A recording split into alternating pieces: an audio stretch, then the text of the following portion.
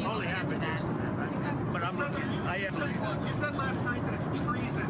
What happened? In this country, we punish treason with the death penalty. Are you serious about that? We're going to take a look at what he had, what he gave, what he's talking about, also where he is right now.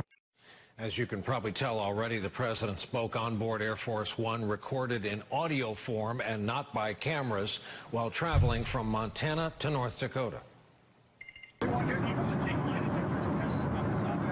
People have suggested it. Rand Paul, who I like and respect, came out this morning. He said, have him take lie detector testing. The New York Times responded today with a statement that reads, quote, "We are confident that the Department of Justice understands the First Amendment protects all American citizens and that it would not participate in such a blatant abuse of government power. The president's threats both underscore why we must safeguard the identity of the writer of this op-ed and serve as a reminder of the importance of a free and independent press to American democracy." So far, nearly 30 administration officials, there they all are, from the vice president on down, have issued statements saying some version of "it's not me." We heard from two of them today, including Kellyanne Conway. Did you write the op-ed? No, I did not. Everything I think I have the courage to say publicly. Conway added the anonymous op-ed author should resign.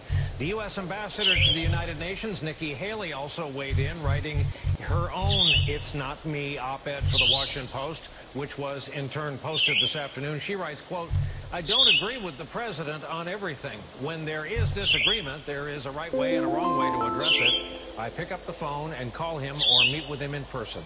As already noted, former President Obama had plenty to say today about the current administration, including its response to criticism from opponents and the news media. It should not be Democratic or Republican. It should not be a partisan issue to say that we do not pressure the Attorney General or the FBI to use the criminal justice system as a cudgel to punish our political opponents.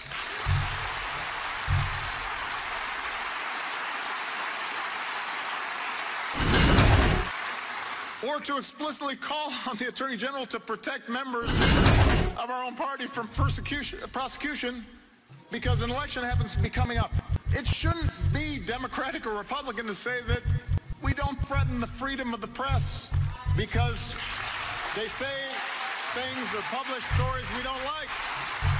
The current president is said to be still fuming kind of in advance over how he's portrayed in Bob Woodward's new book, Fear, which still doesn't come out, a reminder, until next week.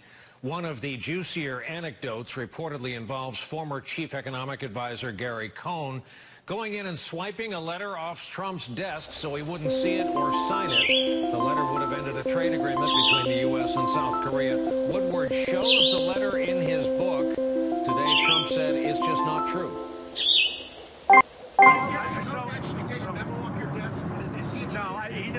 He never took a memo off my desk. Gary Cohn, if he ever took a memo on my desk, off my desk, I would have fired him in 2 seconds. With that, let's bring in our leadoff panel, shall we? On a Friday night at the end of this long, though oddly shortened week, Anita Kumar, White House correspondent for McClatchy Newspapers, Brian Bennett, senior White House correspondent for Time Magazine, and Jeremy Bash back with us as well, former chief of staff at CIA and the Pentagon, former chief counsel to the House Intel Committee. Good evening to you all. And Anita, what is your latest reporting? We have to ask this these days from inside this West Wing. Right. I mean, well, you've hit on it. The president's still very, very obsessed. People want to use words. He's obsessed. He wants to know who wrote this. But, you know, there's all sorts of talk about finding out who this person is. But I'm hearing they haven't launched any official investigation. And even when the president says Jeff Sessions should take this on, he's not actually directed him to it. But we've seen this before, right? He suggests lots of things, but doesn't actually come right out and order it. So he still wants to know who it is. He's still guessing who it is. He's still trying to come up with a short list of who it is. Brian, we've been forced into this parsing of words. really in an unprecedented fashion. You hear the president right there say, Cohn never took a memo off my desk. Memos are for internal use. Letters are for external use. So there could be that, I suppose. When you hear the president say that he trusts the people around him, in your view, after being around this West Wing, should he? Well, it's wishful thinking on the president's part for him to say that. I think there's one thing about the president is when he populated the White House, he had to bring people in who he hadn't had long relationships with. And a lot of those people are still in his cabinet and are still around.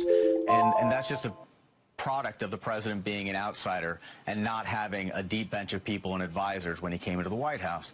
And so there still are people who came from other worlds that the president doesn't know that well around him.